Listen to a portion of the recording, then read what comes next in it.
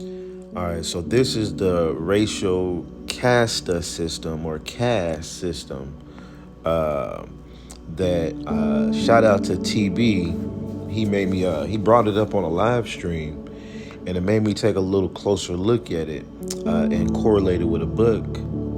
This book right here, A Short Discovery of the Coast and Continents of America. Now, this book came out in 1644. This is pretty early in the days of the so-called populating of the Americas by other people besides the Indians that were here. And it's this page that really caught my attention, and they're talking about the Central America, Mexico area. It says the inhabitants hereof, according to the Spaniards' own relation, doth not exceed 600 families of Spaniards, the Moors, and mongrels, which are begot of Spanish and Moors. Mongrels amounting to as many more, but mongrels, and this is in 1586 is around the time they're talking about. The book was published in the 1600s, or he might just be referencing that account. It was actually he's just referencing that. I'm sorry, but he said that those people are mongrels, which are begot or the offspring of Spaniards and Moors. Okay, so we're gonna take a look at this. And why is that significant? Because this entire time you thought that people in Mexico that somewhat looked like a mix of and they call them, but you can tell that they were a Spaniard, because they would have you to believe, well, because they have that dark tinge to them, the copper color, that they themselves were actually indigenous already to that land. But this goes to show that these people literally created another race. They brought over, so basically the YT Spaniards, which are people who look like this today, okay? Now, these are people from Spain directly today, okay? A lot of these people still look exactly like these folks, because here's that, and here's that same looking person now. Now, you see that? All he had to do was put a sombrero on and start speaking Spanish, and you would know that that's him. But you also have people who look like this. Now, the people who come into the live stream would tell you, well, that's the indigenous one. Well, he was here, before anybody else. Yeah, they have dark skin, the originals, right? But you also have these folks who are very much so like this folk. But you got that one, which looks like him, but she looks a little lighter. But there's these mixes, And why is that important? Well, again, when you want to erase a people from their continent, you replace them if you don't want to get rid of them through, conflicts. So you have here in the early 1600s where these people are reporting certain towns that were populated by people who were mostly coming from these people, Spaniards and Moors. The Moors came with them on the boats, okay?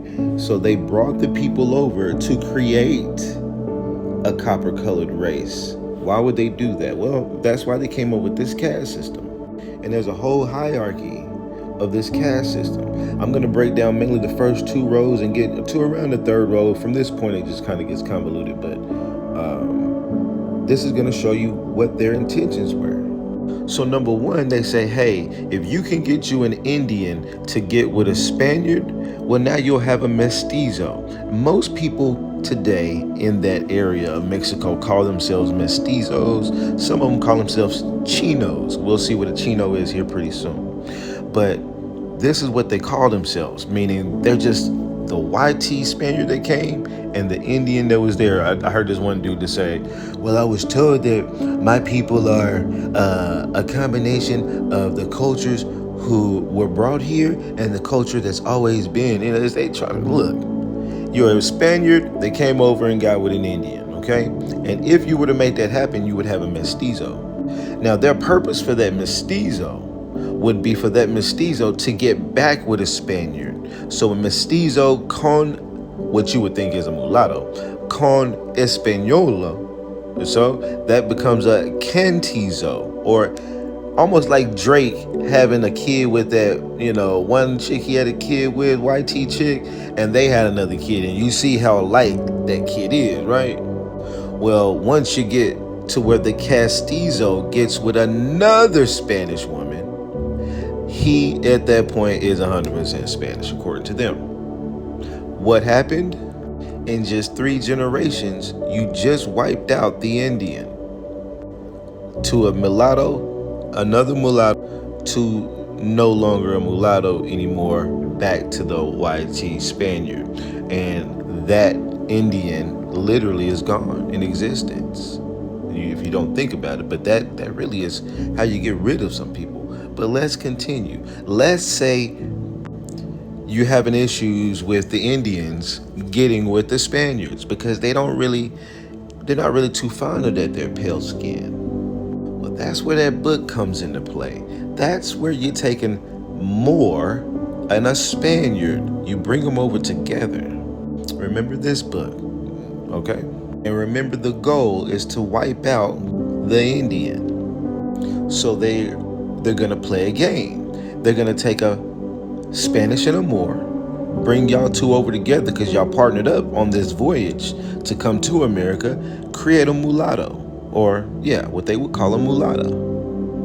Now, once you get that mulatto with another Spaniard, it's gonna get her even more copper colored. It goes from a slightly dark to an even more copper colored. Call him a Morisco. Now you get your chinos. You get that Morisco, which is still ain't nothing but a washed out Moor from the Spaniards to look copper. And he gets with another Spaniard, and that is even more light skinned than copper. And that's where you get your chinos, okay? Now you take your chino, who's very heavily copper colored and mixed, almost to the point to where he looks very much so like the Indians, the copper colored people like myself. And that Indian starts to think, hey, you know what? That guy looks pretty good. F it, he must be one of us or close enough. I gotta get with him. Maybe she doesn't even know that he's mixed like that. She just sees skin tone and features.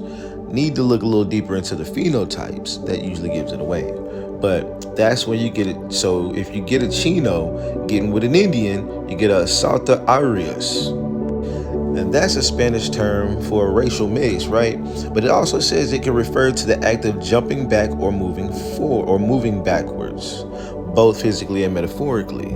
And we're gonna see as it jumps back, it goes backwards each step to get back to this complete, just dark Negro kind of thing going on. But that's what that word means, and they label them, hey, you're jumping back, you're coming back a different race, or you're going backwards in the race. We need you to go forward. That whole La Raza, Mejor La Raza stuff is going forward, going towards number one, okay? You're going backwards from this point is what they're saying, from this point, going that way. So your chino gets with the Indian, we'll call him a Satra Iris, and then the Satra Iris, which is just an Indian and a Spaniard and Morisco mix, that's been heavily mixed with a lot of that Spaniard.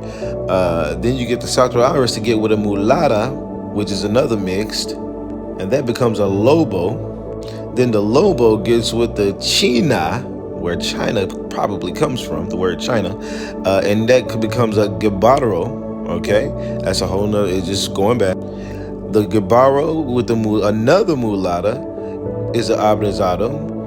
The Abrazado with a Negra is a Cambujo. As you can see, we're getting deeper and deeper into the black, or towards the Moor.